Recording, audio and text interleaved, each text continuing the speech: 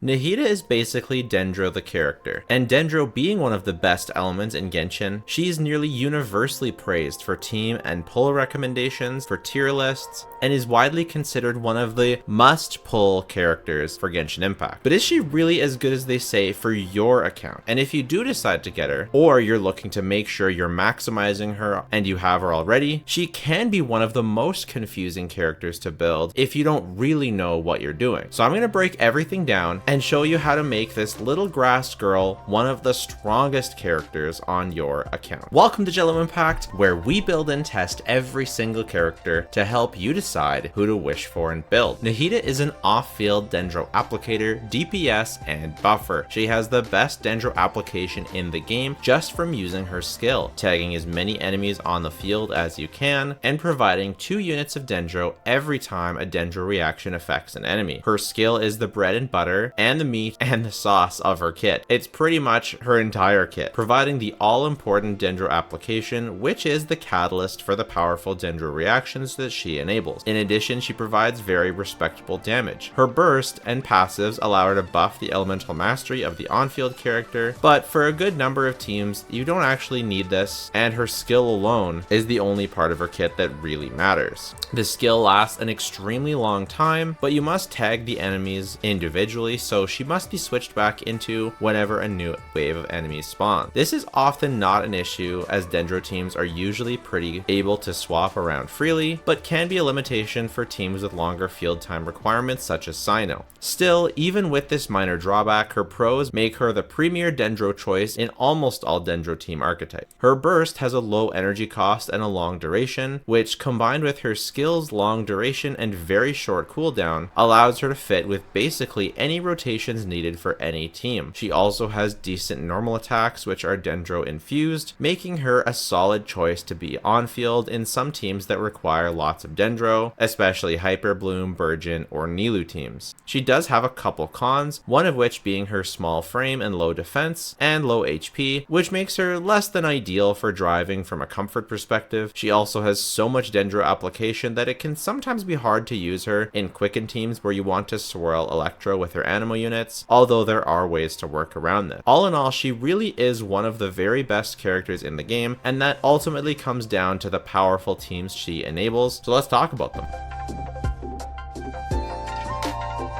Starting with her Hyper Bloom team. Before the release of Farina, this was basically my go-to comfort team for single target. It didn't matter, and it still doesn't, what the single target or even AoE Abyss is. I pretty much just never struggle with this team. It's the most brain dead comp in the entire world, and it's a lot of fun to play, especially when you don't want to think too much about rotations and everything like that. You want to apply Nahida's skill with everyone. Start with Xingqiu's burst and skill because it lasts the longest. Yelan's burst and skill, or skill and burst for Xingqiu, burst and skill for Yelan, then get Kuki going, and basically from there it's just keeping uptime on all of your abilities. You're building Kuki on elemental mastery to both heal and proc hyper blooms, and you're building Xingqiu and Yelan for damage. You can build them a little bit less energy recharge than normal because they're both providing energy for each other, and overall the team's single target damage is just absolutely off the chart. It doesn't have to be run exactly like this. You can swap out either Xingqiu or Yelan for a great number of characters. You can swap one of them out for Alhaitham, you can swap one of them out for Fischl, you can swap one of them out for Zhongli if you just want a little bit more comfort, and if you do Zhongli, you can more easily get away with Raiden. You can swap Kuki for Raiden and either play with lower defensive utility and slightly higher damage, or you can run Nahida on Prototype Amber, or do the aforementioned Zhongli.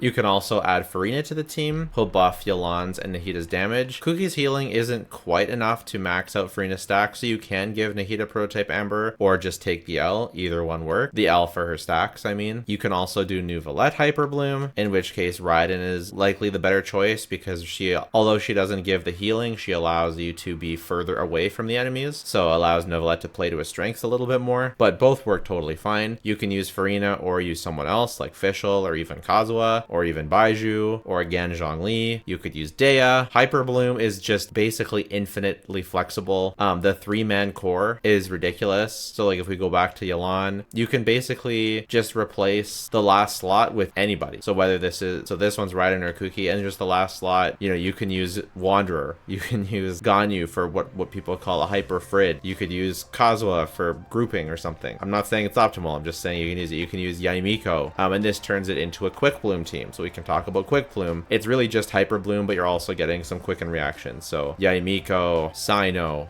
For Sino, you'll probably want to switch. You ideally for Sino want to use Farina and someone like Baiju, or you can use Alhaitham Quick Bloom. It's literally impossible to talk about all of the options. What else? You can do Kokomi. This is just one example of a Kokomi Hyper Bloom team. There's many variations that you can do. Basically, you can do anything you want as long as you have some sort of electro character that's built on elemental mastery, or at least has enough elemental mastery to get lots of Hyper Blooms. If you can also use an electro character that is built for damage but just has a lot of elemental mastery built in, and they get buffed with Nahida. So that's the case for someone like Sino or Kaching or Yaimiko for a Quick Bloom team. And so as long as you have your electro and your dendro character, you want to do a hydro character next. So Ayato, Novelette, Farina, Kokomi, Yelan, Xingqiu, even Candace, even Barbara, and then the final slot can be literally your favorite character or anything. And so why Nahida, right? You can use any dendro technically for this slot, but Nahida's just the best because she provides so much dendro application that you're just going to be maximizing the amount of blooms that you're going to be getting, and Hyper Bloom, the main form of damage in a Hyper Bloom team. So Nahida's the best. The other advantage of this team is just has such a high floor. It performs very, very well at a baseline no matter what you're doing. And you can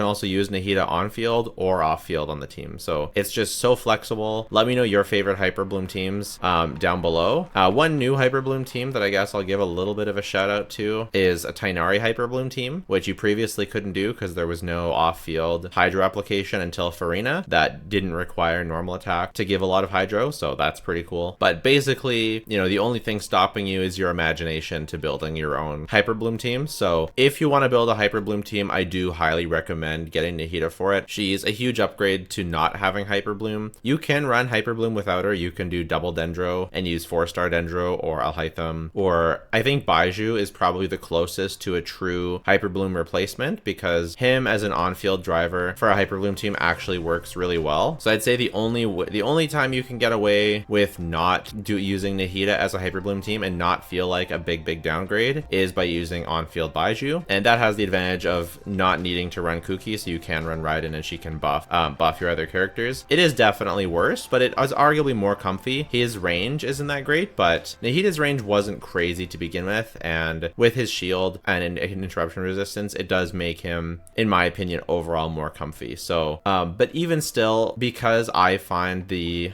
defensive utility from Kuki plenty good enough, I tend to prefer using Nahida as the driver just for the higher damage. And if you want more defensive utility, keeping Xingqiu on your team is a great idea because he does provide that resistance to interruption, which doesn't matter as much, and then more of a big deal is the damage reduction. Mitigating about 40% damage plus having Kuki healing you up overall makes the team pretty darn comfy to play.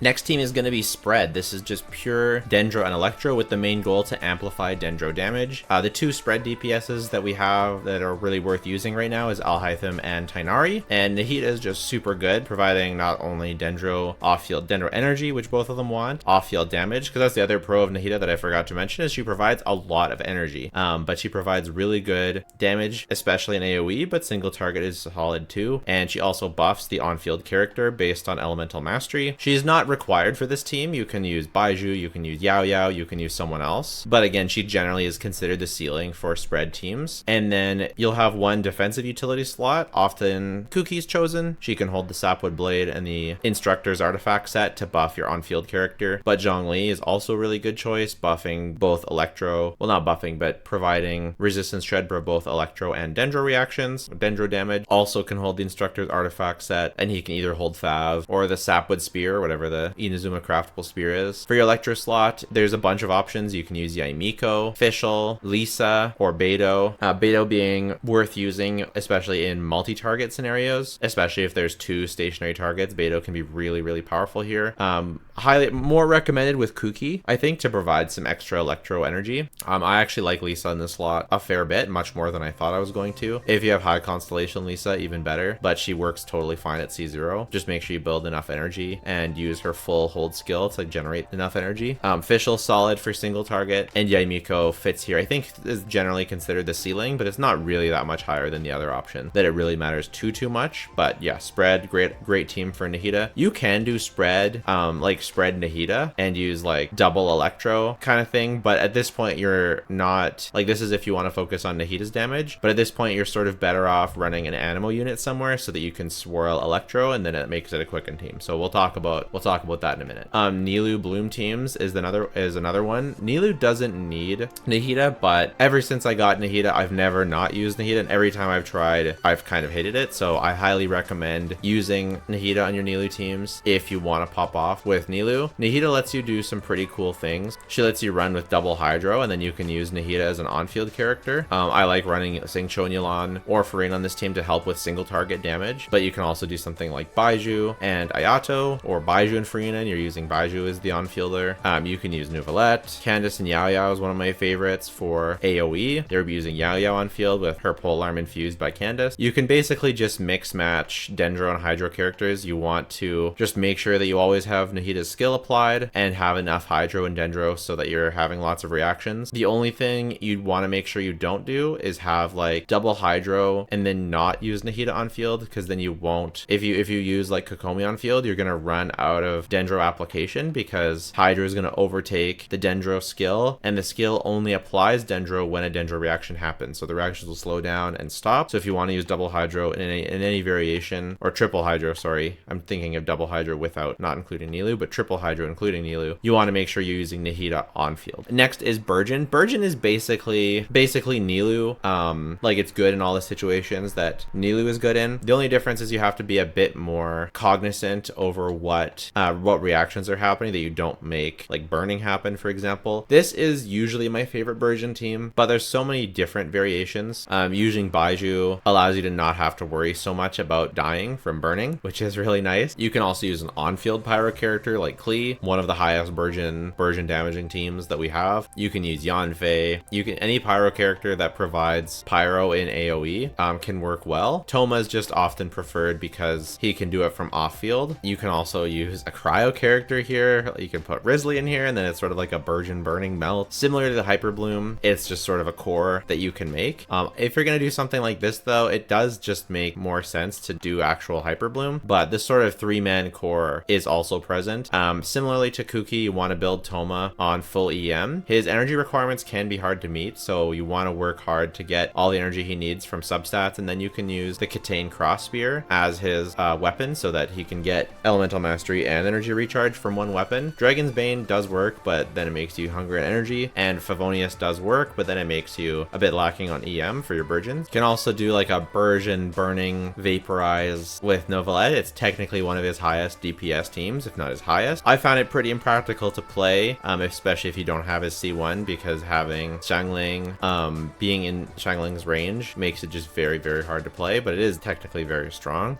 But similar to Hyper Bloom, it's so hard to go over all the Burgeon variants. It's basically impossible. But you basically just want a Pyro character triggering the Burgeons, Nahida, and then you need Hydro characters to do Burgeons, or to do the Blooms. And then having a different element, like this is a team that you don't necessarily want double Hydro, because you're gonna remove, like you're just not gonna get, you're gonna mess up the reactions. So having something like Fischl is better to keep the reactions in place, or having a second Dendro, especially of a healer variety, I've found can help. You can also have Kuki, but then it's like, why not just run a Hyper Bloom team at this point? I don't like Burgeon. Just to be full disclosure, I've talked about Burgeon a lot, but I don't like Burgeon that much. Burgeon is something that I would only bother to do if you just like the idea of it. I think we need some sort of 5-star version of Toma that actually has their kit focused on Burgeons to really make me fall in love with Burgeons. It just feels a little bit jank, just like worse than Nilou and worse than Hyperbloom. I would just rather use Hyperbloom, even in AoE, because Hyperbloom is just so broken. But it's definitely something that you can do if you just like Toma. Like if you like Toma, it's great. Like it's a great team. It's just not a team that I would really recommend someone build from a meta perspective, except for, now I'm just remembering, my wife had a hard time clearing the Abyss, and she got her first 36 star using Hyperbloom on one side and Baiju Burgeon on the other. I think she didn't even have Nahida on the team. I think it was just something like this. Either that or Baiju was doing, yeah, I think it was something like this, because this is nice because you can still have all the elements and then you're using Baiju on field and you have more healing. This isn't even a Nahida team though, so, you know. Finally is the Aggravate team, or the Quicken teams, or whatever. So Nahida has two problems on this team. One is that she is not a healer. So unlike Baiju or Kirara or Yao Yao that can be in the slot, she's not a healer. So you're either going to be running without a healer, or you're going to be trading your Animo slot for a healer, or your Electro slot for a healer. None of the options are very good. Or you can just go without a healer, or you can use Nahida on Prototype Amber. The Abyss has been very, very aggressive lately. Trying to get a clear with a team like this is going to be very difficult. Does have lots of iframes. I think Keqing is the character that can pull this off the easiest. Using Yai is going to be challenging. Sino pretty much impossible. So I really don't like this team anymore. I used to like it more when the Abysses were easier to dodge around, easier to get away without a healer or shielder, but nowadays it's really hard. So what people end up doing now is, if they want to use Nahida, is that they're using Zhongli instead of an Animo character. I mean, they've always done stuff like this, but you lose your grouping, you lose a lot of personal damage, you lose a lot of debuffing. It's not, I don't recommend it. One thing that you actually can do though is trade the on-fielder slot for your healer. So now, and you're using, on this team, you're using Kazuha on Sacrificial Sword, and he's the one that's going to be driving Fischl's A4. If you have C1 Kazuha, then even better. I don't, but this team still slap really hard, and it's super fun. Using Sacrificial Sword Kazuha is extremely, extremely fun. I do highly recommend giving this team a try. Definitely one of my favorite Aggravate teams, just full stop. I really, really like it. Kuki, once again, can go on Instructors to buff EM, and Nahida on all of the Aggravate teams, she doesn't need to go Deepwood, so I'll talk about her build later. But yeah, big fan of this team. And next is Burning. So a pure Burning team like this, Venti, Nahida, Bennett, Kazuha, I'm a big fan. Oh, you can also use this double Animo core for Aggravate too, although then usually in that case you're switching Nahida for a different Dendro character. But for the Burning, you definitely need Nahida, because otherwise the Dendro just goes away too fast. Nahida provides 2 units of Dendro instead of 1. This team is really, really cool. You get lots of burning damage from both Venti and Kazuha. You get tons of grouping. It's really only good in AoE, but it still can do single target damage. Like, I've cleared single target chambers with this team, and it's really fun. I highly recommend, if you have these units, that you give it a try. You want to play something new.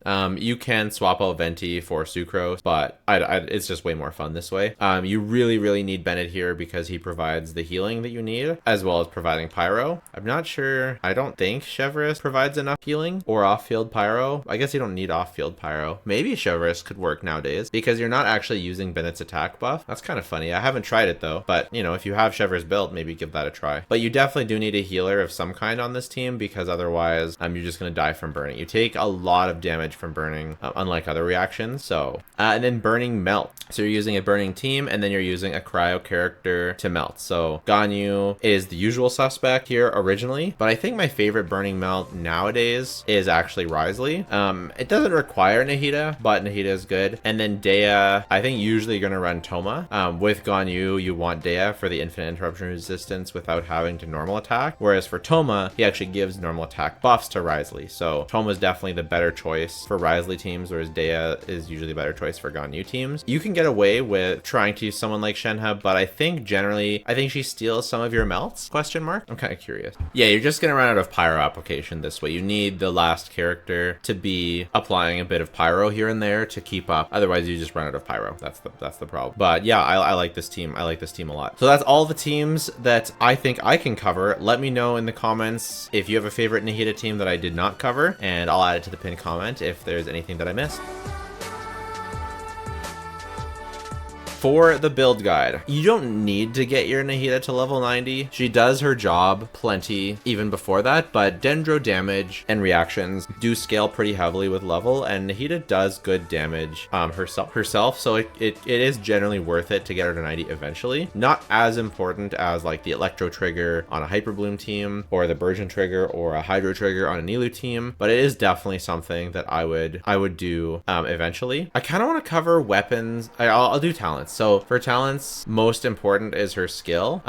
As you can tell though, she performs extremely well even with low talent investment, but her skill is the most important, then her burst if you're using it, then her normal attacks if you're using them. I should be leveling all these up. There's no excuse. There's no excuse for those. Her passives are a big part of how you're gonna think about building her, because basically building her for elemental mastery is going to give her extra crit rate as well as extra damage bonus. And so this can be a bit confusing for people trying to build her, because it's like, how much crit rate do I need? How much damage bonus do I need? If you have 1,000 elemental mastery, if you have 800 elemental mastery, if you have 1,000 elemental mastery, you get a maximum of 80% damage bonus and 20% crit. That doesn't mean that you need to have 1,000 elemental mastery. It just means that you don't want to have more than 1,000 elemental mastery. It's not worth sacrificing everything just to get max elemental mastery, but it does affect how you want to think about building her. The most important thing when you're thinking about building her is, well, first of all, what team is she running on? I like to keep her on Deepwood Memories because I don't like switching artifact sets around. I just like to have just one artifact set for my characters, especially characters like this. So I keep her on Deepwood Memories, but if you're using her on Aggravate teams, Instructors, or even Noblesse, or especially Tenacity of the Millelith is going to be your best bet. Not really Noblesse,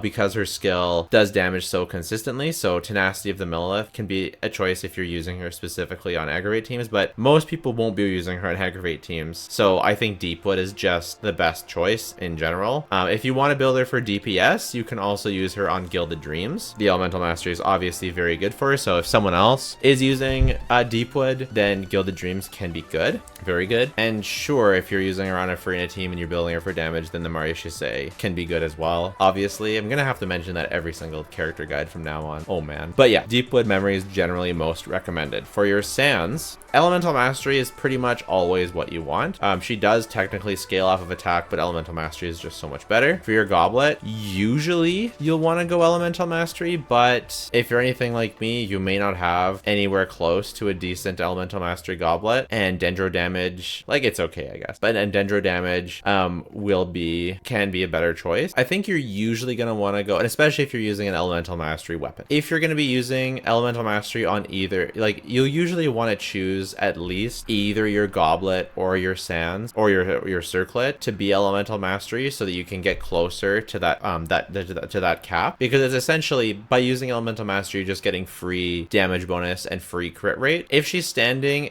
on field as well, then you're getting additional Elemental Mastery from your other passive as well. So you gain 25% of the party member with the highest Elemental Mastery. So if you're using her on field in a Hyper Bloom team or on a Nilu team and they have 1,000 Elemental Mastery, you're getting 250 Elemental Mastery. So now you actually only want to run 750 Elemental Mastery max. All this to say, if you know what you're doing, hopefully, and if you're almost knowing what you're doing, hopefully this is helping you think about how best to build her. If you don't really know what you're doing, or if you're just confused, just use whatever has the better substat. Consider how much crit rate you're getting in here. I'm gonna, like, for this build, I'm getting pretty much the full 24% crit. So I'm actually a little bit low on crit rate. So maybe instead of this, I actually prefer something like this. Yeah, my Elemental Mastery's gone down a bit, but my Circlet had such bad stats, like so much HP and like no other good stats, that I'd much rather be getting at least some crit damage, because yeah, I'm losing out on some Elemental Mastery, but I'm getting more stats. Eventually, you know, when they bring this to the strong box, or if I go back to that domain to farm more, then I can get better stuff. But for now, it is what it is. For general stats, you want to build her as a DPS, so you want to look for crit rate, crit damage, and Elemental Mastery substats. An attack percent is okay, but worse worse than the other ones. My stats are pretty bad. I should go farm more. And this just shows you, like, here's the thing about all of this is even with under-leveled talents, even with very suboptimal artifacts, she still performs insanely well. And because just providing as much dendro as she does and the buffing that she does already is insane. For weapons, obviously her signature is the best choice. The Widsith is my favorite weapon on her. It's the only character I actually like using the Widsith on, except for maybe Yi sometimes, because she can actually use all of the buffs. She can use attack, she can use elemental damage bonus, and she can use elemental mastery. So I really like the Widsith. You can actually use Favonius Codex if your team really needs the energy. Yeah, you lose some personal damage, but it's not a huge deal.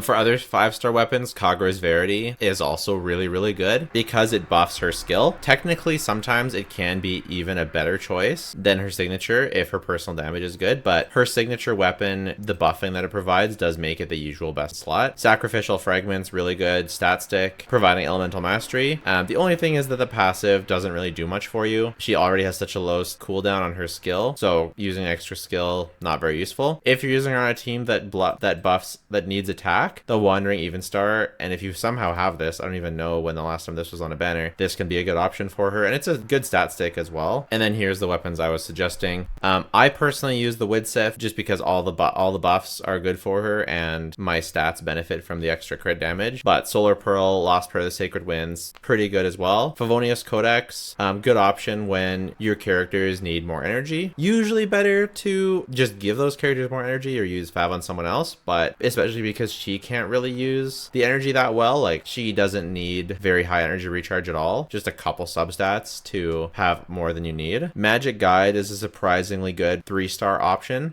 If you don't have Sacrificial Fragments, then you can use this. I don't really recommend Mapamera, even though it's fine. Just, I mean, if you have it already lying around and leveled, then you can use it, but otherwise don't. Hakushin Ring is a good weapon, but I definitely wouldn't craft it for her. But if you're using her on a team that does aggravates, so that can actually be a pretty good option. Prototype Amber is a good option, especially nowadays with Farina. So if you're using her on a Farina team with Kuki as your only healer, Prototype Amber to give extra stacks can be really, really nice, especially. Yeah, it's actually quite good. And then Thrilling Tales, usually you don't run her on attack teams, but it's still a really powerful buff. So when you can use it, you can use it. And she uses it well when, like, it's a powerful weapon when you can use it. If you happen to have Novelette's weapon, it's a solid stat stick. If you're using her on, like, the 88% crit damage is a lot, so you can use it as a stat stick and it's going to be fine. Same with the Cash Flow Supervision, except the Cash Flow isn't as good because she doesn't want the higher base attack nearly as much. I generally would just recommend using these on other characters because she's not really doing damage from her normal and charge attacks all that much. It's mostly her skill that does damage, so that's why the Kagra's Verity is so much better for her. If you have questions about your Nahida build, if you're confused, I tried to do my best to streamline and simplify for you while also giving you the details and tools that you need to learn for yourself what is going to be best for your teams. But if you're struggling with it, please join our Discord. It's linked down in the description, and we have tons of really nice people that can help you figure out your best Nahida build for your account.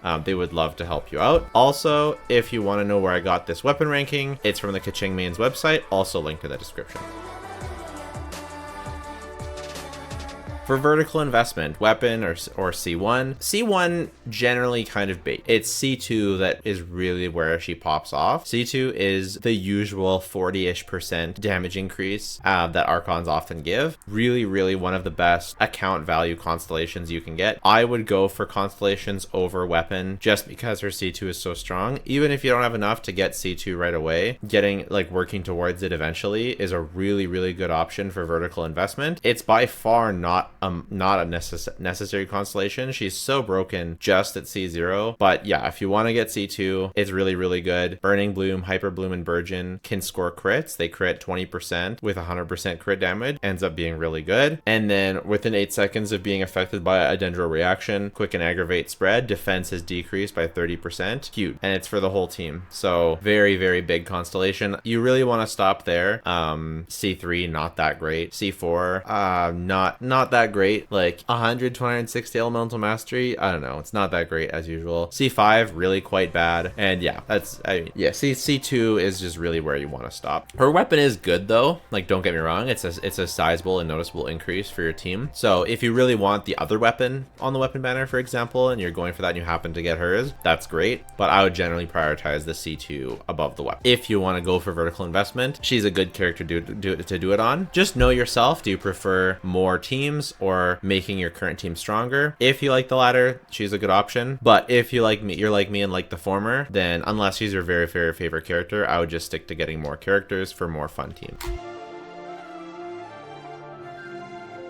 For gameplay tips and rotations, the biggest thing is you often want to start the rotation with her skill and burst because her skill and burst just last so long. So that's my biggest tip for rotations. And then for gameplay for her skill, if you're on computer or even on mobile, it's very easy to just get her skill and just quickly zoom around and tag everyone with the skill. Very easy. If you're not on mobile and you're on controller like me, or you're not on PC especially, you kind of have to be a bit more creative with how you tag everyone with your skill. Normally it'll involve running to a corner before tagging everyone in a group with the skill. Like you don't have to run all the way into a corner, but just running to a place that you can see all the enemies in frame, because if you're on controller, as soon as you have to like start doing the circle like this, it just doesn't work out. So it's much better to just run to a position that you can see all the enemies before tagging them, similar to how you kind of have to run to a side with Venti so that you can make sure that you aim his skill properly.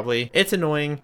It does make her a little bit more annoying to use on controller than she is on keyboard and mouse, but it's workable. The other gameplay tip is that sometimes for teams like this, and I don't remember if I forgot to talk about it in the team section, but I'll make sure I talk about it here. If you're doing aggravate teams and you need to swirl Electro, she can provide so much Dendro that it overwrites the Electro aura and it can make it very hard to swirl. In those cases, you might want to just swirl before applying Nahida's skill. Infusing Kazuha's burst is a great way to make sure you get lots of Electro aura on the enemy. You kind of have to play around with it depending on the team that you're using on. It is very doable no matter what team you're doing it on, but it can make it more annoying than other characters like Baiju, Kirara, Yao Yao, etc., because you can much more easily swirl despite that. For value and power level, both. She's S tier for both. One of the most valuable characters you can get an unlock for really powerful Dendro reactions, as well as one of the most powerful characters you can get. She is not, of course, a must pull in its truest form, because you can easily run non-Dendro teams, or you can use Baiju instead of her, or you can use other characters and just other teams that don't need Dendro. So yeah, she's extremely broken, extremely powerful. Get her if you have any interest, right? If you have free wishes, if you have any interest in her, get her. She's gonna be great for just building teams, but don't feel like you have to get her. Like if you just don't like her, like you don't like her design, you don't like her stature, you don't like her social manipulation to get you to pull her because her art conquest is so sad, you don't like her, she's too bouncy for you, you know, you don't like her skill, you just hate Dendro, whatever it is, totally fine, you don't need her. There's tons and tons and tons of other good options. I think especially in Fontaine this is really true, with Farina providing a whole new team archetype that's really strong. It makes Dendro and Nahida less necessary. There's even more great team cores, so you don't need to get a certain one. For future prospects, in general, she has one of the higher future prospects for Dendro characters because, like I said, she's kind of Dendro the character. Like, she's usually, except for Aggravate, she's usually the ceiling for Dendro teams in general. So basically any character that comes out in the future that will want to use a Dendro teammate will most likely want to use Nahida, so she has a ton of future potential. Dendro is very well developed, however, so it's hard to say like when they will release characters that really want to synergize with Dendro. They're so strong at a baseline that a lot of characters will just inherently work, but it's not like Dendro is missing a ton of stuff. It pretty much has everything it will, so like she'll definitely have future prospects, but like there's not one thing in my head that I think is gonna make her like way more amazing than she is. For overworld and aesthetic, running around as her is not so great because she's the small model, so takes a lot of stamina, etc. But being able to collect materials with your with your skill like this is really, really nice. I don't like it as much as some people because the range isn't always far enough to like get those really, really annoying materials, but it's still really nice. It's also nice when you're in Sumeru to be able to hear people's thoughts. It also only picks up local specialties and not like other stuff like pine cones and whatever. So that's a bit disappointing, but overall it is really, really nice. It's not, I don't usually put her on my team just for that, but I know some people do. So, you know, your mileage may vary as to how useful her skill picking up, you know, the lotus flowers or the violet grass or stuff like that. Sometimes I just find the angles don't work out or the range is just too far, but it's still good. I still like her. I still think she's solid for Overworld, but definitely not like one of my top picks for Overworld, but she has a nice Overworld niche. And in general, Hyper Bloom is so good for bossing, especially, you know, versus weekly bosses. Hyper Bloom is one of my favorite teams, so I do love her for that sort of thing. Let me know if I missed anything while covering Nahida. Let me know how you like her. And make sure to subscribe for my Shan Yun guide, which will be coming out the minute she releases. And in the meantime, check out my banner review or my value review video right here. Take care. Bye for now.